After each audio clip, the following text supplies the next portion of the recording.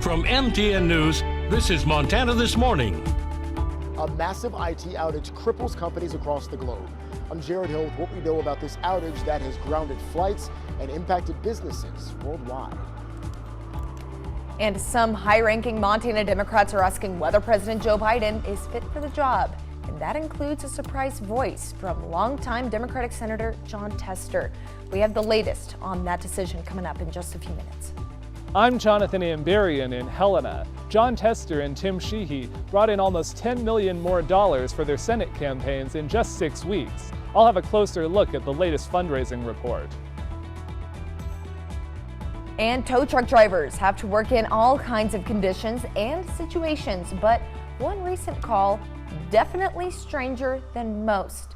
That team had to remove a vehicle from a Yellowstone thermal feature. Alrighty, it is 6:01 on this Friday morning. Jay McDonald and Matt Elwell with you. Well, Matt, I'm just happy that we're not just seeing just haze in our skies all the way right across. now. Air quality in Butte in the moderate range, Bozeman in the green, which is good. But overall, I would agree. I think that we're doing quite well considering the fires that we have across Montana and in the region as a whole. Early morning temperatures, we're trying to cool down. We've got clear skies. Most of us are holding into the 50s, 45 in West Yellowstone. Helena sitting at 63 to start the morning. I see nothing. Futurecast, really very dry, barely even a cloud to be seen in our skies. We still have some haze out there. This is a look right over the brick this morning. I expect highs to be right around the 90-degree mark. Very dry conditions as we head toward the weekend. I'll have a look at our drought monitor situation, where we stand. That's coming up in just a few minutes. All right, thank you very much, Matt. Now some breaking news overnight. A widespread computer outage. It is disrupting business operations all across the globe. CBS's Jared Hill has the latest from New York. A massive IT outage has halted operations for banks, airlines, and computer systems worldwide. This relates to computers using Microsoft software and the cybersecurity firm CrowdStrike. Multiple airlines issued ground stops Friday morning.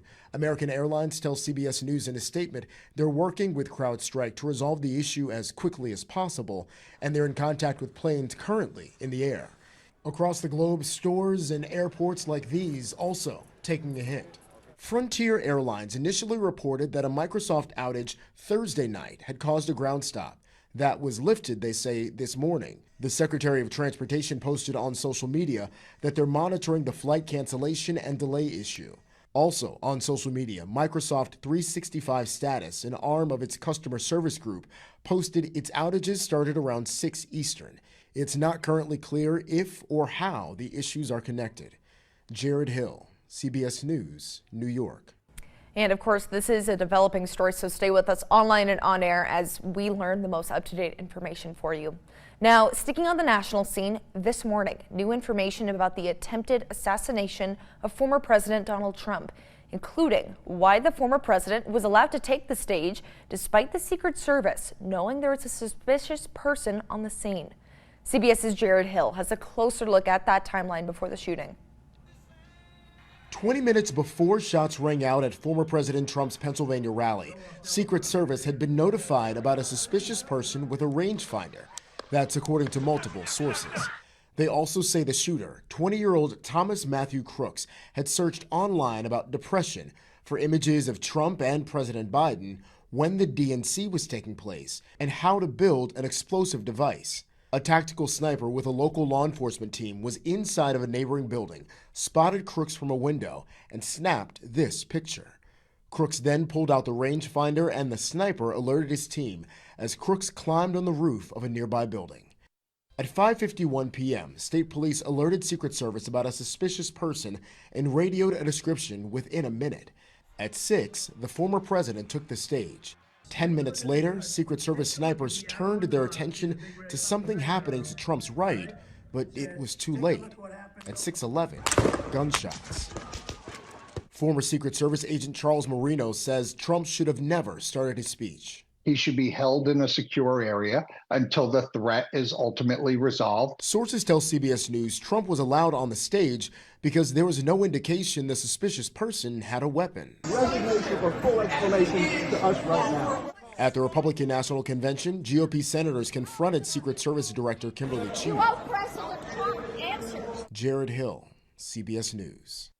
And today, shooting victim Corey Comparator will be laid to rest. The other two victims are still recovering in the hospital, and the Secret Service Director has agreed to testify before a congressional committee within the next 2 weeks. And some high-ranking Montana Democrats are asking whether President Joe Biden is fit for the job. That includes a surprise voice and longtime Democratic Senator Jon Tester. Yesterday, Tester stood by those calls to step down, providing MTN's Charlie Kleps greater detail behind his concerns. The parking lot is empty now, but come the first Tuesday of November, this lot here at Metro Park will be packed with vehicles, bringing voters to cast their ballots. And whether it's the presidential election or Montana's Senate race, both have a lot at stake, and they might have an impact on each other. Well, I spent half my career being criticized being the youngest person. The debate was alarming. Ever since the shaky debate performance against former President Donald Trump, many, including Montana Democratic Senator Jon Tester, have questioned whether President Joe Biden should stay in the race. I think that the president needs to make sure that the people of the United States knows that that was a one-off, if it was a one-off. Tester admits that he questions whether Biden would be up for the job for another 4 years. Certainly hasn't been proved to me yet. We will continue to watch him and analyze whether he's up for the job. But how impactful are the president's recent issues, and could they impact Testers and other Democrats in state races? Presidents have a big impact on the down ballot candidates, but also all elections are local.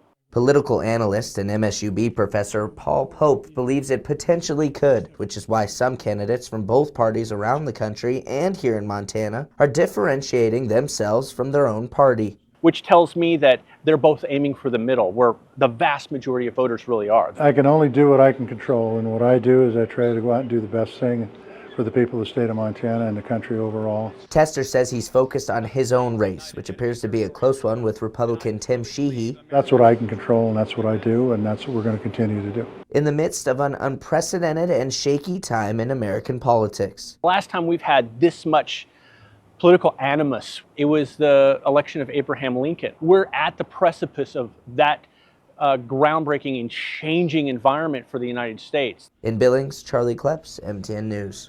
And tens of millions of dollars poured into Montana's hotly contested U.S. Senate race even before the June primary. This week, we got the latest update on how much has been raised and spent since. MTN senior political reporter Jonathan Ambarian takes a closer look at those numbers. The last fundraising update for Montana's Senate candidates came less than 2 months ago, ahead of the primary election. In the 6 weeks after that report was filed, Democratic Senator Jon Tester and Republican challenger Tim Sheehy reported bringing in almost $10 million more dollars. Tester's campaign reported raising $6.4 million between May 15th and July 1st. That brought his total since the start of 2023 to nearly $40 million. Tester spent another $7.3 million over that period, but still had more than $10.8 million in the bank. Sheehy reported bringing in more than $3.1 million during the same period. That included another $400,000 loan of his own money. In total, his campaign has raised $13.7 million since launching last summer. They have $3.2 million available in cash on hand. While the two candidates have spent tens of millions of dollars on their own since the race began, that's only part of the story in an election that could play a key role in which party controls the U.S. Senate. The Federal Election Commission reports outside groups have already spent at least $9 million more during the campaign to support Sheehy or oppose Tester, and another $5 million for Tester or against Sheehy, with much more spending that hasn't yet been added to that total. Also on the ballot for U.S. Senate will be Libertarian candidate Sid Dowd and Green Party candidate Michael Downey. Neither of them had campaign finance reports available on the FEC website as of Thursday. Candidates aren't required to start filing those reports unless they raise or spend more than $5,000. In Helena, Jonathan Ambarian, MTN News. And a Montana tow truck operator had a very unusual day last week. The firm was called into action in Yellowstone National Park. Led by Hansers Towing, they had one goal in mind: removing a car from the middle of an inactive geyser. MTN's Haley Monaco takes us inside the unique recovery effort. It was a large group effort to recover the vehicle that drove into the thermal pool in Yellowstone National Park last week, and people from right here in Billings were heavily involved. Visitors from all over the world come to enjoy the wonders of Yellowstone.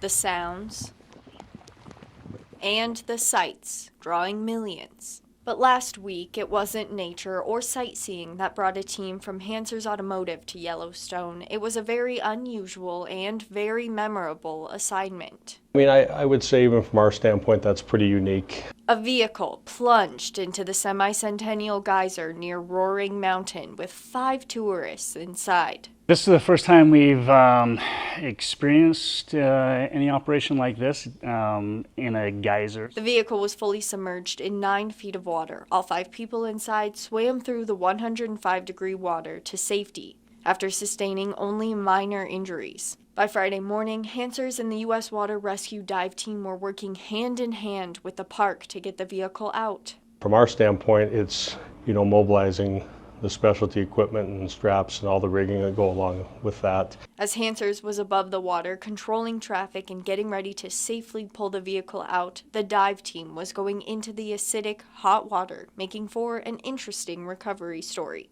Normally, especially in Montana, we're dealing with cold waters. The dry suit keeps the water and any contaminants totally away from the diver. A recovery unlike any other. Glad everybody was there. In Billings, Haley Monaco, MTN News. Matt, talk about an amazing recovery effort. That's just another typical day on the job, I guess, for a tow truck company, but a thermal pool? Yeah, not exactly what they expected, but... Well, and 5 people swimming through 105-degree temperatures. And risking their lives, potentially.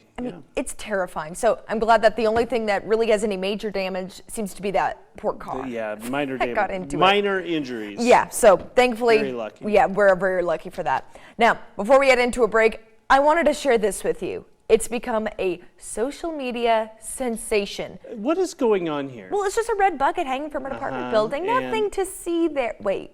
And what's that guy doing? Okay, so... This guy ordered some instant ramen to be delivered. Get out. But delivered by a pretty cool master chef. This young gentleman, this is over in Berlin. He spent some time studying in Japan, learned all the ways to make a traditional ramen. He gets all the ingredients. So this isn't like the top ramen that we eat? That 99-cent stuff that I have in the break room right now? No, unfortunately not. But if anyone wants some, just come by the station. I'll get a bucket. That's right. I'll give it to you. Oh, that's ingenious. But how cool is that? Yeah, that's great. Just instant ramen. Just, maybe it takes a little down, longer. Venmo him some money, and exactly. There you go. Maybe give him a little tip on the way out. Yeah. Why not? Now, time for a quick break here in Montana this morning. I'm hungry now. When we come back, though, we're going to look into Republican vice presidential candidate J.D. Vance and what reaction across the country has been on his stances on big business to immigration and more. We'll have that and your top stories when we come back.